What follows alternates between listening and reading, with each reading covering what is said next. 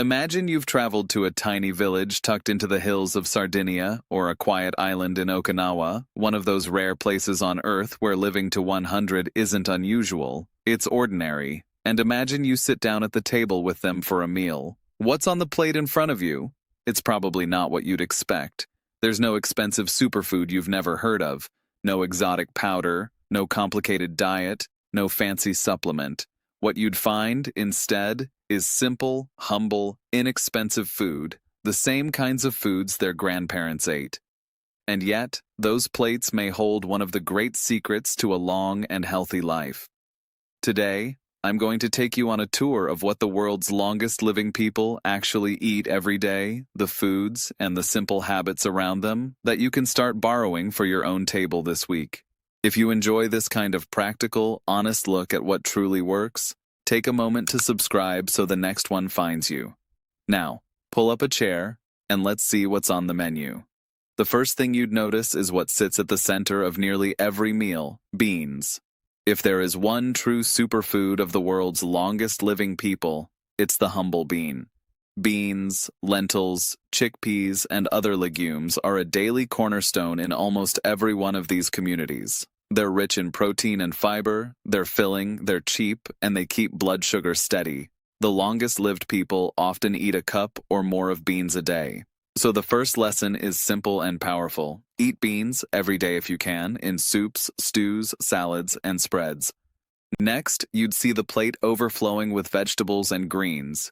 These meals are built on plants, and especially on leafy greens, the kind picked fresh from a garden. Dark greens, colorful vegetables, herbs, more and more of them. In fact, in these places, meat isn't the star of the plate, it's more of an occasional guest, eaten only now and then, often just a few times a month. The lesson: make vegetables the foundation of your plate, not the side dish, and let meat become the occasional flavoring rather than the centerpiece. You'd also notice whole grains, not the white, refined, processed kind, but whole, hearty grains, along with starchy staples like sweet potatoes in some regions. These slow-burning carbohydrates give steady energy without the spikes and crashes. The lesson: choose whole grains over refined white ones, and don't fear the wholesome traditional starches that have nourished these people for generations. Then there are the healthy fats, and you'd see them too. A drizzle of good olive oil, a handful of nuts, almonds, walnuts. In some of these communities, a small daily handful of nuts is simply part of life, and it's linked with longer, healthier living. The lesson: swap butter for olive oil, and keep a handful of nuts as your go-to snack. Before we go on, if your mouth is watering and your mind is turning, drop a comment and tell me, which of these foods is already part of your meals? I love seeing what this community is eating. Now, a few more secrets from the table. In some of these regions, you'd find fish on the plate a few times a week. Small fish, rich in healthy fats, eaten in modest portions. And you'd notice fermented foods making an appearance, the kind that are wonderful for the gut. And to drink? Mostly water, herbal teas, sometimes a little coffee, and in some places, a small glass of wine enjoyed slowly with friends and food. Though, to be clear, that's about the company more than the wine, and it's never a reason to start drinking if you don't. The lesson: lean toward fish over red meat, welcome gut-friendly foods, and let water and tea be your everyday drinks. But here's something just as important as what's on the plate, and it's the secret most people miss entirely. It's how they eat.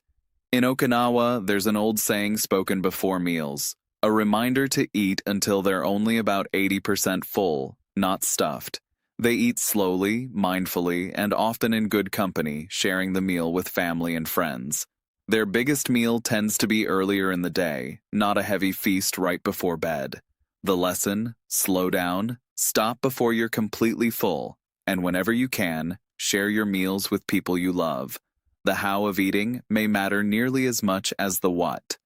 So let's gather the whole menu together. The world's longest living people eat beans every day, a plate built on vegetables and greens, whole grains and wholesome starches, healthy fats from olive oil and nuts, some fish, a little fermented food, and mostly water to drink, while meat and sugar and processed food stay rare. And they eat slowly, stopping at 80% full, often in good company. Look at that, and notice, there's nothing exotic, nothing expensive, nothing you can't find at your local shop. The secret was never some magic ingredient. It was simple, real, mostly plant-based food, eaten with care and with others. And that's the most hopeful part of all. You don't have to move to Okinawa or Sardinia to eat like the longest living people on Earth. You can start at your very next meal, add the beans, fill half the plate with vegetables, reach for olive oil and a handful of nuts, slow down, and stop before you're stuffed. Small, steady changes to your plate, repeated over the years, are exactly how these communities built their remarkable lives. Now, I'd love to hear from you. Which of these foods will you add to your table this week? Beans, more greens, a handful of nuts? Tell me in the comments. And if your family has a traditional dish that fits this way of eating, share it, because your recipe might become someone else's new favorite. One honest note before we close. This video is for general education and isn't personal dietary or medical advice.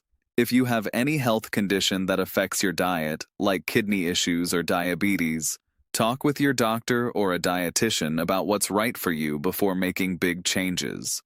The food that helps you live long and well isn't found in a fancy bottle or an expensive aisle.